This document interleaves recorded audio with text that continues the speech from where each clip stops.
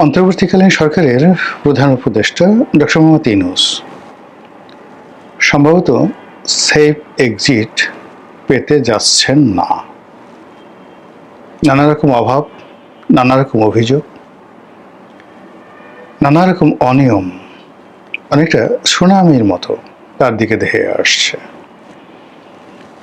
দেশের মূলধারার গণমাধ্যমগুলো, পত্রপত্রিকাগুলো তার জমানার নানা রকম অনিয়ম এবং বিশেষ করে ব্যক্তিগতভাবে ডক্টর মোহাম্মদ ইউনূসকে যেভাবে আক্রমণ করে প্রতিবেদন ছাপাচ্ছে, ফটোকার্ড ছাড়ছে, তাতে সামাজিক মাধ্যমে রীতিমতো তোলপাড়। ডক্টর ইউনূসকে নিয়ে যে কোনো একটা গালি দিলে, যে কোনো একটা নেতিবাচক কথা বললে মুহূর্তের মধ্যে সেটা ভাইরাল হয়ে যায়। তিনি ওই জমানাতে কি করেছেন, কত টাকা সুবিধা নিয়েছেন, রাষ্ট্রের কত টাকা ক্ষয়ক্ষতি করেছেন ইত্যাদি নানা বিষয়ে, সেটা সরকার দলীয় কোনো মন্ত্রী এমপি বলুন, কোনো সাংবাদিক বলুন বা অন্য যে কোনো ব্যক্তি বলুন, সঙ্গে সঙ্গে সেটি ভাইরাল হয়ে যাচ্ছে। অন্যদিকে যখন বর্তমান সরকার ১/১১ মানে ওই যে ২০০৬ সনে যে ১/১১ হলো, সেই ১/১১ কুশীলব আছেন, বিশেষ করে মাসুদ উদ্দিন চৌধুরী, জেনারেল খালেদ মামুন, ডিজিএফআইয়ের প্রধান, তাদেরকে যখন গ্রেপ্তার করা হলো এবং তাদের কাছ থেকে যে জবানবন্দি আদায় করা হয়েছে, এরপর সব মহল থেকে বলা হচ্ছে যে এরা তো জাস্ট ইনস্ট্রুমেন্ট, হাতিয়ার। যারা এই হাতিয়ারের মালিক ছিল, আজকে যেভাবে ডিপ স্টেটের কথা হচ্ছে, তখনও একটা ডিপ স্টেট ছিল ১/১১ ঘটনা ঘটানোর জন্য, এবং স্পষ্টতই সেখানে দিল্লি এবং আমেরিকার একটা কালো হাত ছিল। দিল্লি এবং আমেরিকার গ্রিন সিগন্যাল ছাড়া বাংলাদেশের তৎকালীন সেনাপ্রধান মঈন আহমেদের পক্ষে কখনো কোনো অবস্থাতেই বিএনপির মতো একটা বৃহৎ দলের সঙ্গে চোখ উল্টানো সম্ভব ছিল নয়। তো সেই ১/১১ সময়টিতে বিএনপির উপর যে নির্যাতন হয়েছে, জুলুম হয়েছে, বেগম জিয়ার উপর হয়েছে, তারেক রহমান সাহেবের উপর হয়েছে, কোকুর উপর হয়েছে, বিএনপির অসংখ্য নেতাকর্মীর উপর হয়েছে। এখন বিএনপির যখন সুসময়, তখন তারা কোনো অবস্থাতেই সেই ১/১১ কুশীলবদেরকে ছাড় দিতে নারাজ। বিভিন্ন কারণে তারা নারাজ। প্রথমত হয় কি, যে মার খায় সে বুঝে এটার বেদনা কত। ধরুন আপনাকে কেউ গাল ফাটিয়ে দিল, আপনার পিঠের উপর বেদমভাবে বেত মারা হলো, সেটা আপনার শিক্ষক, পিতামাতা বা অন্য যে কেউ হোক, আপনি কিন্তু কখনো ভুলতে পারবেন না। মৃত্যু পর্যন্ত আপনাকে সেই বেদনা তাড়া করবে। বিশেষত যখন অপমানজনকভাবে আপনাকে বন্দি করে, শৃঙ্খলাবদ্ধ করে আপনাকে বেদম প্রহার করা হবে, কিল, ঘুষি, চড়, থাপ্পড়, লাথি, গুতা আপনাকে ফেলে পাড়ানো হলো, পাবলিকলি গণপিটুনি দেওয়া হলো, আপনার মধ্যে যদি ন্যূনতম জিদ থাকে, আপনি প্রতিজ্ঞা করবেন যে বাঁচি মরি পরের কথা, যদি কোনোদিন সুযোগ পাই, আমাকে যে অপমান করেছে, আমাকে যে কষ্ট দিয়েছে, আমি তাদেরকে ছাড়ব না। এটা হলো মানুষের একটা স্বাভাবিক চরিত্র। আর আমরা এর বাইরে ক্ষমা মহত্বের লক্ষণ, ক্ষমা ঔদার্য, এভাবে ক্ষমা করে দাও, ওভাবে ক্ষমা করে দাও, এটার পেছনে গল্প থাকে, অনেক কাহিনী থাকে, অনেক মিথ্যাচার থাকে, এবং ক্ষেত্র বিশেষে যাকে বলা হয় যৌনতা থাকে, রাজভাণ্ডার থেকে, সিংহাসন থাকে। যেমন ধরুন, কোনো রাজা আপনাকে বেদমভাবে মারলো, রাজ দরবারে চাপকে আপনার পিঠের চামড়া তুলে দিল, আপনি সেনাপতি বের হয়ে গেলেন, অভিযোগ ছিল আপনি রাজার মেয়ের সঙ্গে প্রেম করেন, আপনি জঙ্গলে চলে গেলেন সঙ্গী সাথী নিয়ে, শক্তি সামর্থ্য অর্জন করে, গেরিলা যুদ্ধ করে সে রাজ্য দখল করে ফেললেন। কিন্তু রাজ্য দখল করার পরে আপনার প্রেমিকা, সেই প্রেমিকা আপনার কাছে ছুটে এলো, ওগো দোহাই তোমার, তুমি আমার বাবাকে মেরো না, আজ আমি তোমার। আপনি বিয়ে করলেন, সিংহাসনে বসলেন, শ্বশুর মহাশয়কে ক্ষমা করে দিলেন। এর সঙ্গে যৌনতা থাকে, আরও অনেক কিছু থাকে, কিন্তু কোনো রকম কনসিডারেশন নাই, বিনিময় নেই, আর সঙ্গে সঙ্গে আপনি সেটা ক্ষমা করে দেবেন, এটা হয় না।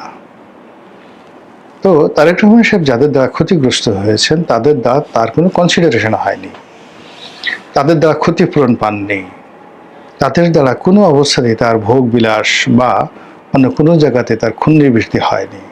তো কাজেই তাদেরকে তিনি ক্ষমা করবেন না। এবং তিনি যে লোকদেরকে গ্রেপ্তার করছেন তার ফলে ক্রমশই তালিকা দীর্ঘ থেকে দীর্ঘতর হচ্ছে, কারা কারা এই 11-র সাথে জড়িত আছে, এবং সবার শীর্ষে চলে যাচ্ছে মতিউর রহমানের নাম প্রথম আলো সম্পাদক, মাহফুজ আনামের নাম ডেইলি স্টারের সম্পাদক, গ্রামীণ ব্যাংকের ডক্টর মোহাম্মদ ইউনূসের নাম চলে আসছে, ব্রিগেডিয়ার সাখাওয়াতের নাম চলে আসছে, আরও অনেকের নাম যারা এই মুহূর্তে বাংলাদেশে আছে। ফলে কি হলো, আতঙ্ক বাড়ছে, ডে বাই ডে আতঙ্ক বাড়ছে। এবং ইতিমধ্যে আপনারা দেখেছেন যে কে বা কারা ডক্টর মোহাম্মদ ইউনূস এবং তার সঙ্গী সাথী যারা আছে তারা যেন দেশ ছেড়ে পালাতে না পারেন, এই জন্য একটি আইনি নোটিশ দেওয়া হয়েছে। এই নোটিশে সরকার হয়তো উত্তর দেবেন না বা কিছুই মনে করবে না, কিন্তু এটা এমনভাবে প্রচারিত হচ্ছে যেন জনগণ চাচ্ছে যে ডক্টর মোহাম্মদ ইউনূস এবং তার উপদেষ্টা মণ্ডলী তারা যেন দেশের বাইরে যেতে না পারেন। কিন্তু ইতিমধ্যে আমরা জানি যে বেশ কয়েকজন উপদেষ্টা দেশ ত্যাগ করেছেন, অনেকে গা ঢাকা দিয়েছেন, ঢাকা শহরে এমনভাবে আছেন যে তারা কি জীবিত না মৃত, তারা কি পলাতক, তারা কি গুপ্ত না সুপ্ত, কি অবস্থায় আছেন আমরা জানি না। আর কয়েকজন ওভার স্মার্ট হয়ে দেখানোর চেষ্টা করছেন আমরা শেখ হাসিনার জন্য এটা করেছি, আন্দোলনকারীদের জন্য এটা করেছি, জুলাই বিপ্লবের জন্য এটা করেছি, সরকার ক্ষমতায় থাকতে আমরা সারা বাংলাদেশ সোনায় সোহাগা করে দিয়েছি, সোনার কাঠি রূপোর কাঠি দিয়ে জাদুর বাক্স বানিয়ে ফেলেছে বাংলাদেশে, কিন্তু কাজ হচ্ছে না। এর কারণ হলো তারা যা কিছুই করেছেন তাতে বিএনপির কোনো উপকার হয়নি। বিএনপির উপকার হয়েছে খলিলুর রহমান সাহেবকে দিয়ে, বিএনপি নিয়ে নিয়েছে। বিএনপির উপকার হয়েছে যাকে দ্বারা ডক্টর মোহাম্মদ ইউনূসের কাছাকাছি, তাদের সবাইকে বিএনপি রিহ্যাবিলিট করেছে। আর যে সমস্ত লোক চিৎকার করছেন, চেঁচামেচি করছেন, বিভিন্ন কথাবার্তা বলছেন, তাদের দ্বারা যদি বিএনপি অপমানিত হয়ে থাকেন, ক্ষতিগ্রস্ত হয়ে থাকেন, অথবা বিএনপির কোন স্তরের নেতাকর্মীদের সাথে যখন তাদের সুসময় ছিল তখন যদি তাদের কোনো ভালো সংযোগ না থাকে, প্রত্যেকটা লোক ডলা খাবেন, একেবারে পাটা দিয়ে পুতা দিয়ে যেভাবে ডলা দেয়া হয় ওই ডলা খাবেন। আমাদের দেশে যাওয়া হয়, ক্ষমতায় যাওয়ার সঙ্গে সঙ্গে মানুষ চোখ উল্টায় ফেলে। দীর্ঘদিন আপনার সাথে সম্পর্ক, আপনার বাসায় আসে, আপনার কাছে টাকা নেয়, পয়সা নেয়, আপনার দালালি করে, এরকম একজন লোক, রাস্তার মানুষ, হঠাৎ করে দেখা গেল মন্ত্রী হয়ে গেছেন, এমপি হয়ে গেছেন, তারপর ভাবটা এরকম আপনাকে যে চেনেন এরকম তাদের কোনো লক্ষণ না।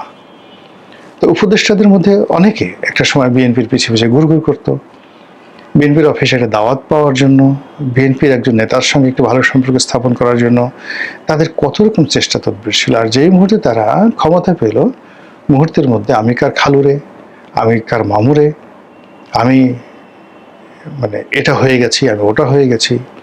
অনেক বড় বড় মানুষ তাদের মানে উপদেষ্টা যারা হয়েছিলেন তাদের আত্মীয় স্বজন বন্ধু বান্ধব তাদের অফিসে গিয়ে তাদের দ্বারা অপমানিত হয়েছেন, লাঞ্ছিত হয়েছেন, এবং অনেকে কান্নাকাটি পর্যন্ত করে আসছেন যে মানুষ এত দ্রুত খারাপ হয় কি করে, এত দ্রুত এত উদ্যত হয় কি করে। মুহূর্তের মধ্যে তারা এত দুর্নীতিবাজ, অনেকের বিরুদ্ধে দুর্নীতির বিস্তর অভিযোগ আসছে। তো এই যে উপদেষ্টা, সেই উপদেষ্টাদের একটা বিরাট অংশ নিয়ে আমাদের এই সমাজে অসন্তোষ আছে সাধারণ মানুষের মধ্যে। অনেকে তাদের দ্বারা ক্ষতিগ্রস্ত হয়েছেন, ব্যক্তিগতভাবে তাদের দ্বারা কেউ উপকৃত হয়েছেন এরকম কোনো নজির নাই।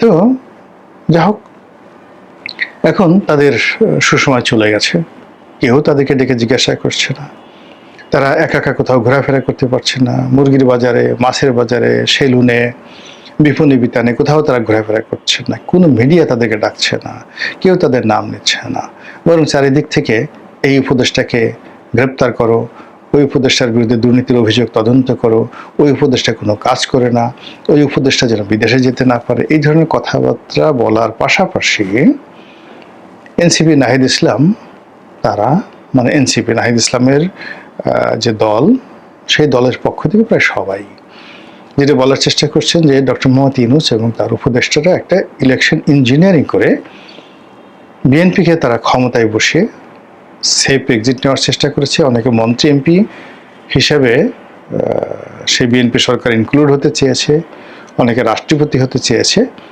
এটা হতে দেওয়া যাবে না।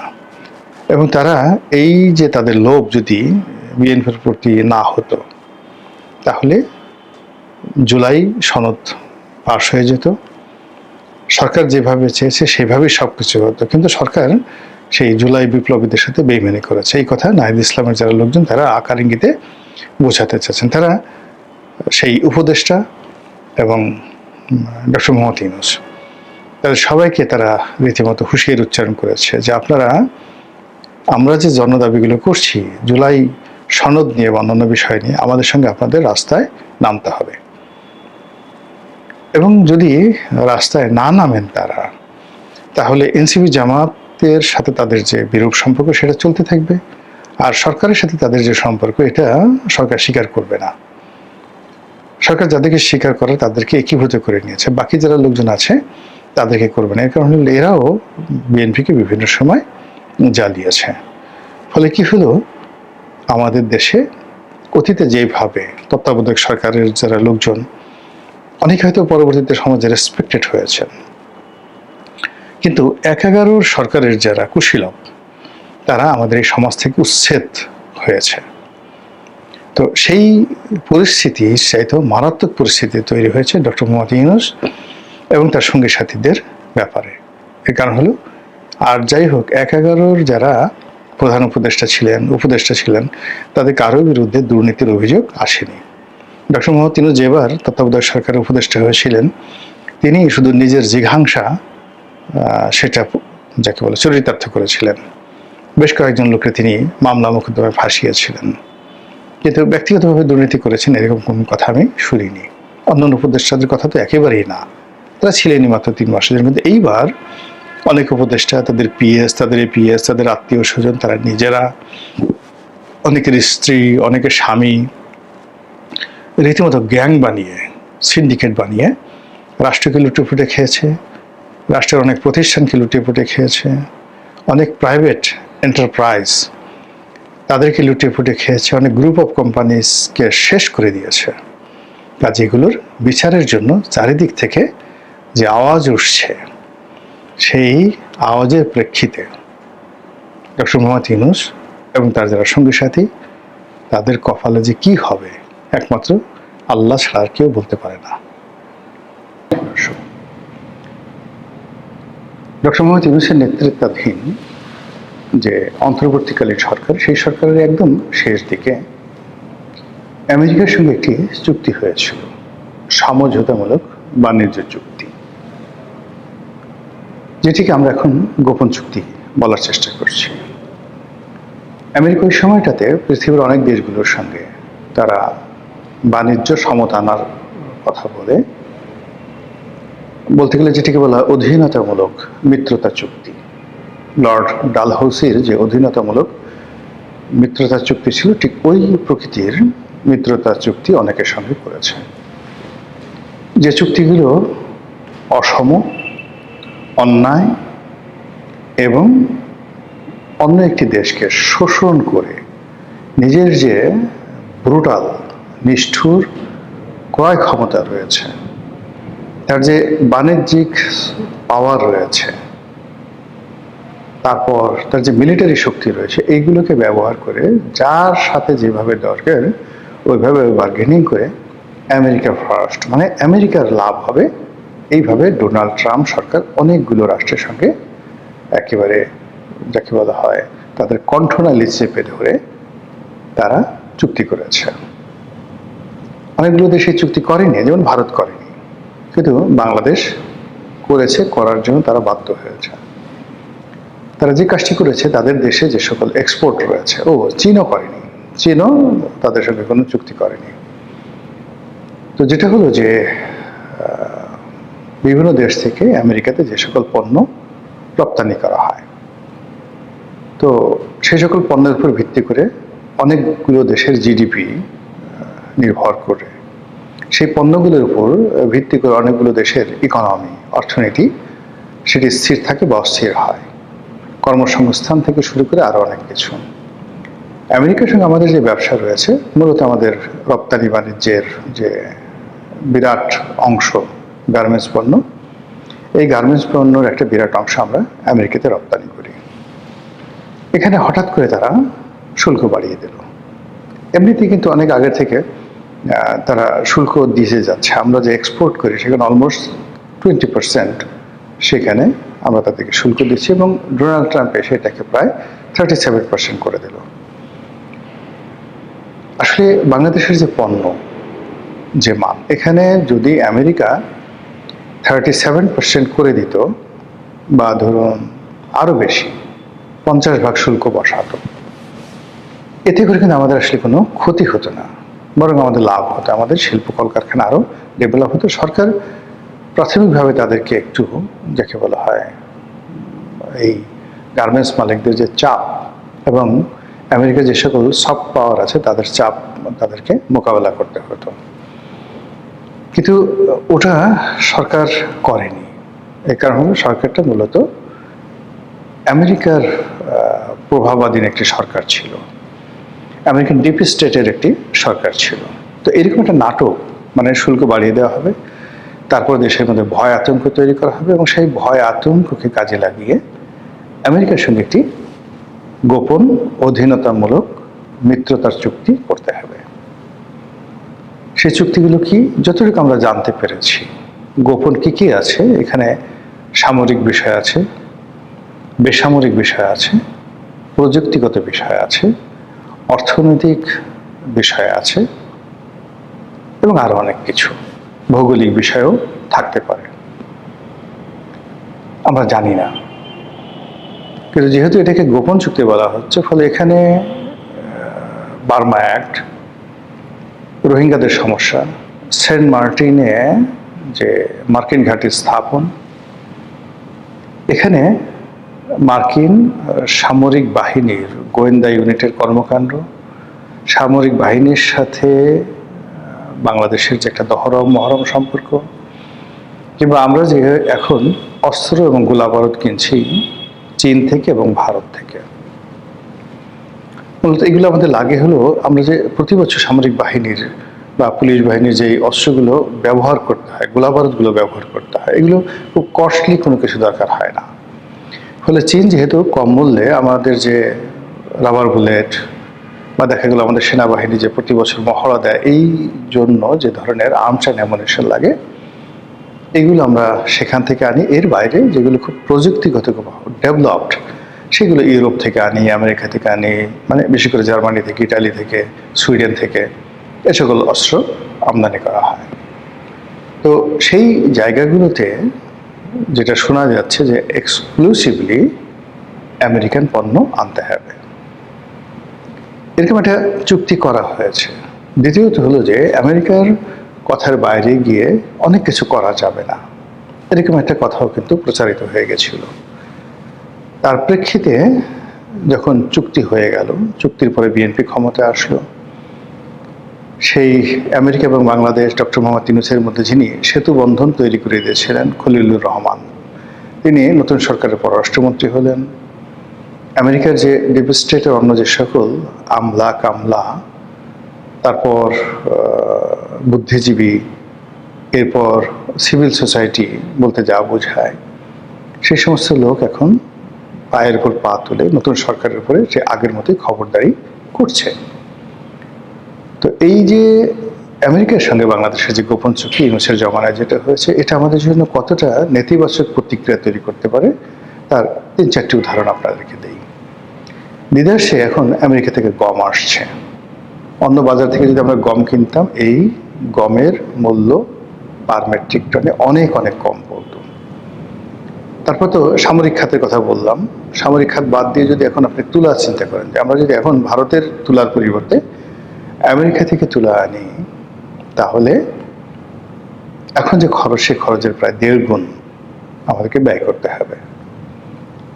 এরবারে যেটি স্পষ্ট হয়ে গেছে সেটা হলো যে আমাদের তেল গ্যাস যে অনুসন্ধান, এটা সম্ভবত অ্যাবসলিউটলি আমেরিকার হাতে চলে গেছে, সমুদ্রে তেল গ্যাস অনুসন্ধান। এবং আগেই যে আমেরিকান কোম্পানি শেভরন, তারা বাংলাদেশের গ্যাস ক্ষেত্রের অলমোস্ট 80% তারা নিয়ন্ত্রণ করে এখন। তো এই শেভরন থেকে শুরু করে অন্যান্য যে সকল আমেরিকান কোম্পানি, তার মধ্যে একজন মোবিলের নাম আমরা শুনেছিলাম শেখ হাসিনার জামানাতে, যারা গভীর সমুদ্রে বঙ্গোপসাগরের উপকূলে এই তেল গ্যাস অনুসন্ধান করবে, এবং সেটা শেখ হাসিনা তাদেরকে দিতে রাজি হয়েছিল ক্ষমতায় থাকার জন্য, এইরকম কথাবার্তা শোনা গিয়েছিল। এখন সেই একজন মোবিল, তাদের সঙ্গে ইউনূস সরকার কি চুক্তি করেছে এবং তারা এখন কি কাজ করছে আমরা এখন পর্যন্ত জানি না। নতুন সরকার ক্ষমতা আসার পরে যখন এই যে ফুয়েল ক্রাইসিস হলো, এই ফুয়েল ক্রাইসিসের সময়টিতে আমরা খুব সহজে অনায়াসে রাশিয়া থেকে তেল কিনতে পারতাম। এমনকি ইরানের তেল আমরা এই মুহূর্তে আরো পানির দামে কিনতে পারতাম। কিন্তু ইরান তো দূরের কথা, রাশিয়া থেকে যে আমরা তেল কিনবো, এটার জন্য আমরা অনুমতি চেয়েছি আমেরিকার, ওই যে বাণিজ্য চুক্তি অনুযায়ী। আমেরিকা অনুমতি এখনো দেয়নি। তারা আশ্বাস দিয়েছে যে বাংলাদেশের তেল সমস্যা আরো গভীর হলে তারা দেখবে। কিভাবে দেখবে এটা আমরা এখন পর্যন্ত জানি না। ফলে আগামী দিনগুলো আমাদের স্বাধীনতা, সার্বভৌমত্ব, আমাদের রাজনীতি, অর্থনীতি কিভাবে থাকছে, এখানে আমেরিকার প্রভাব কতটা থাকছে, এটা ভাবতে রীতিমতো আতঙ্ক অনুভব করছে। এই কারণে যে বাংলাদেশের সঙ্গে আমেরিকার যে সম্পর্ক, ঠিক একই রকম সম্পর্ক কিন্তু তাদের আছে পাকিস্তানের সঙ্গে। পাকিস্তানের সঙ্গে কৌশলগত সম্পর্ক করে তারা এই রাষ্ট্রটিকে সম্পূর্ণরূপে ব্যর্থ করে দিয়েছে। আপনারা জানেন যে 1955 বা 1960 সাল পর্যন্ত পুরো এশিয়ার মধ্যে পার ক্যাপিটা ইনকাম এবং জিডিপি, এই দুটো ক্ষেত্রে পাকিস্তানের সমকক্ষ কোনো রাষ্ট্র ছিল না। এমনকি আপনি যদি বলেন চীন, তারপর কোরিয়া, মানে উত্তর কোরিয়া না, দক্ষিণ কোরিয়া, সিঙ্গাপুর, মালয়েশিয়া, তারপর জাপান, এর কোনো দেশই পাকিস্তানের ধারের কাছে ছিল না আপ টু 1960। কিন্তু এরপর যখন আমেরিকার সেই যে সাম্রাজ্যবাদী দাঁত এবং নখ ভারতের সাথে পাকিস্তানকে লাগিয়ে দিয়ে, আফগানিস্তানের সঙ্গে পাকিস্তানের লাগিয়ে দিয়ে বেলুচিস্তানের মধ্যে অশান্তি সৃষ্টি করে, তারা যেইভাবে পাকিস্তানের মেরুদণ্ড ভেঙে দিল, অর্থনৈতিক মেরুদণ্ড ভেঙে দিল, সেই ভাঙা মেরুদণ্ড নিয়ে আর দাঁড়াতে পারেনি।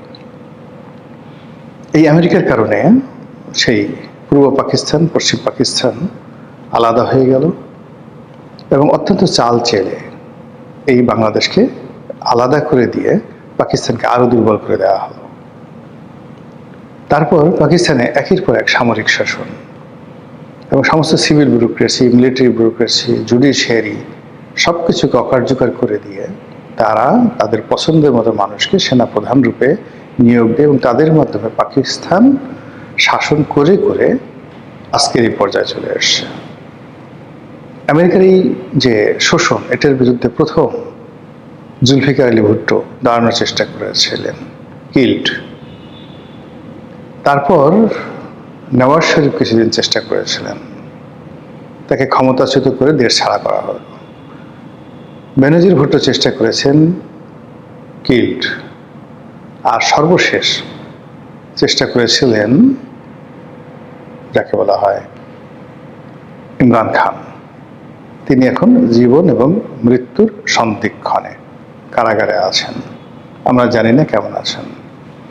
বাংলাদেশে কিন্তু শেখ হাসিনা চেষ্টা করেছিলেন আমেরিকার সাম্রাজ্যবাদের বিরুদ্ধে দাঁড়াতে, তিনি পারেননি, কিন্তু প্রাণে বেঁচে গেছেন। কিন্তু তার যারা লোকজন আছে, সেই লোকজনকে একেবারে রাজনীতি ছাড়া করা, দেশ ছাড়া করা, সবকিছু করার জন্য আমেরিকা যা যা করা দরকার সবকিছু করে যাচ্ছে। করতে গিয়ে আমাদের রাষ্ট্রের যে রক্ত সঞ্চালন, আমাদের রাষ্ট্রের যে অস্থি মজ্জা, সবকিছু তছনছ করে দিচ্ছে। ফলে আগামীতে আমরা কিভাবে দাঁড়াবো, কিভাবে হাঁটাচলা করব, কিভাবে সম্মুখে আগাবো, এমনকি কিভাবে মারা যাব, সেই বিষয়গুলো হয়তো আমেরিকার তদারকিতে চলবে।